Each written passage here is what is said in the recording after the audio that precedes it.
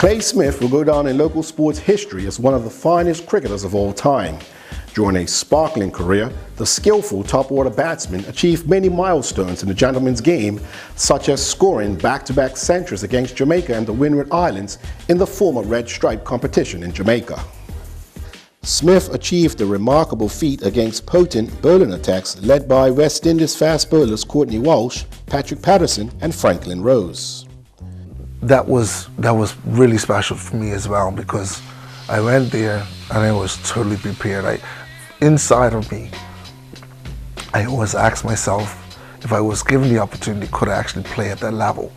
So going to Jamaica, I spent about a month really training and running.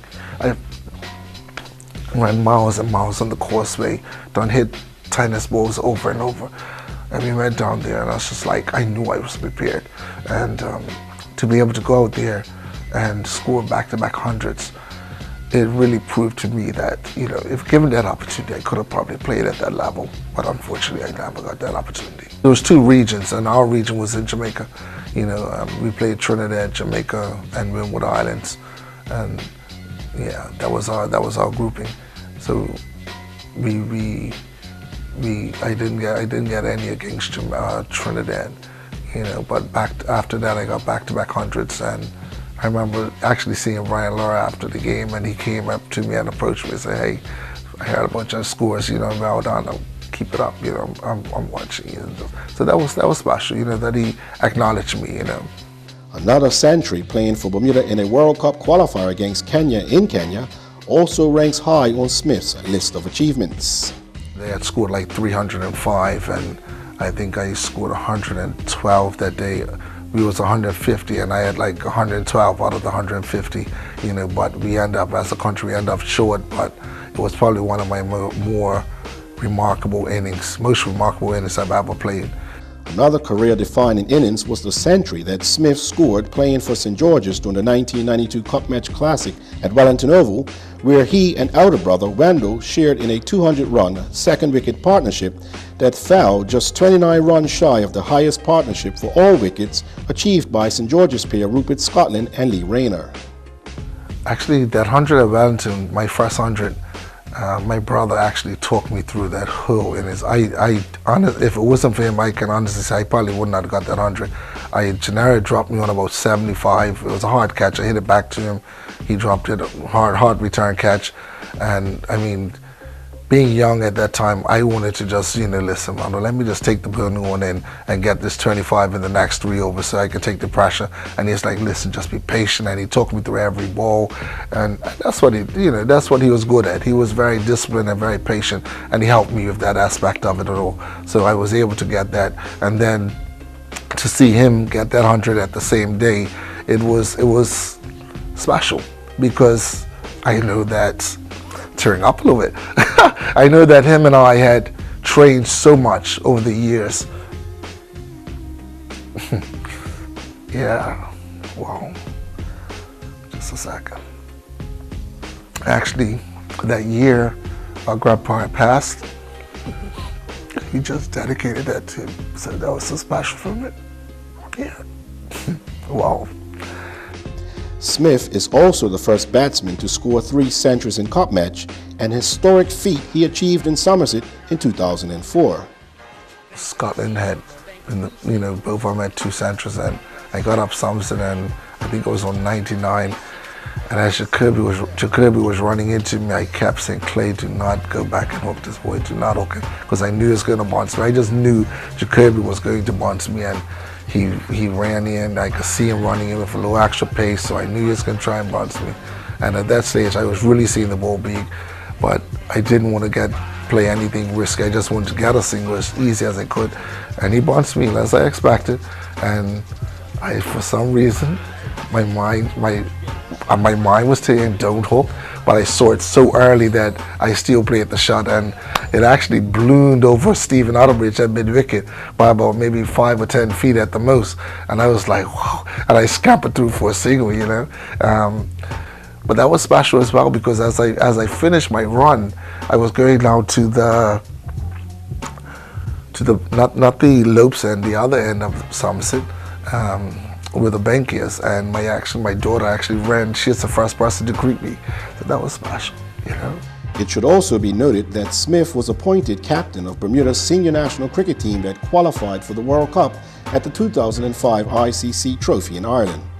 He was forced to relinquish the captaincy through a knee injury and made just one appearance at the 2007 World Cup in the Caribbean against Sri Lanka, his last appearance for Bermuda. A decade after that historical feat, Smith was appointed as head coach of Bermuda's senior national team. He is among an exclusive group of company to have captained and coached their country. Smith is grateful to have been given the opportunity to put something back into the game through coaching. I have to do that because it's in me to do that. When I was young, you know, my brother Randall basically took me under his wings, and he took me to England to Alcover's cricket school. We came back and spent hours and hours in the nets. He taught me every single stroke that was in the book, and I just feel that, you know, it's only right that I give something back to the game that helped me to travel the world, helped me to be exposed to many different cultures and things like that.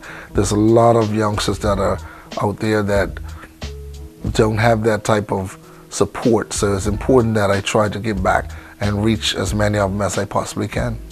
Since his appointment as national coach last December, Smith has been busy mapping out a plan that he hopes will turn Bermuda's flagging fortunes around on the international stage, leaving no stone unturned along the way.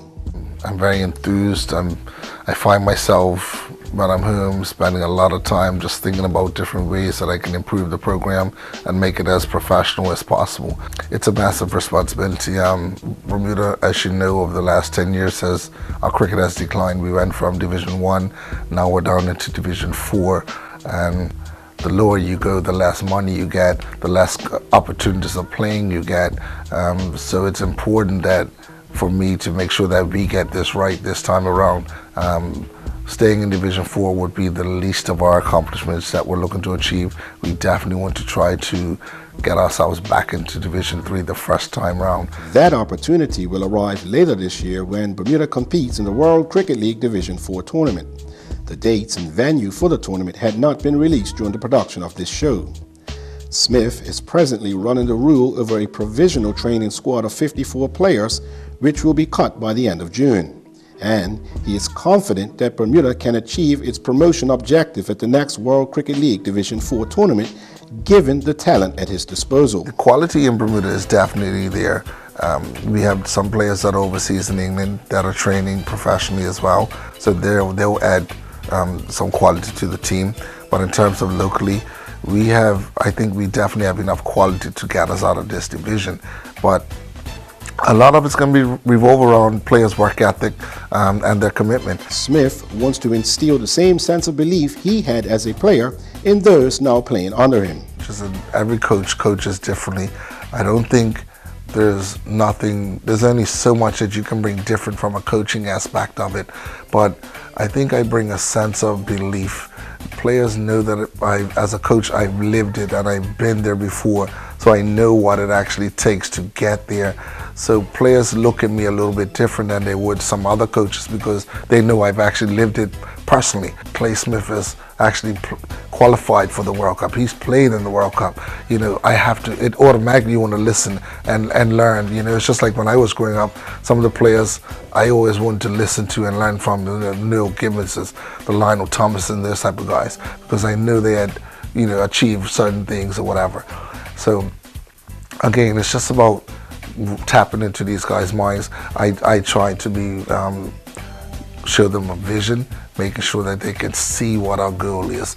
Not only just see it, but believe in it. It's a self-belief that I think that I can also bring to the table within our players, because playing against opposition that constantly play cricket year in and year out, if you don't believe in yourself, you don't back yourself against these players, you already lost half the battle. You know, when you step onto that field, it's about being mentally prepared, mentally tough for the battle that these guys, because trust me, it's a whole different ball game.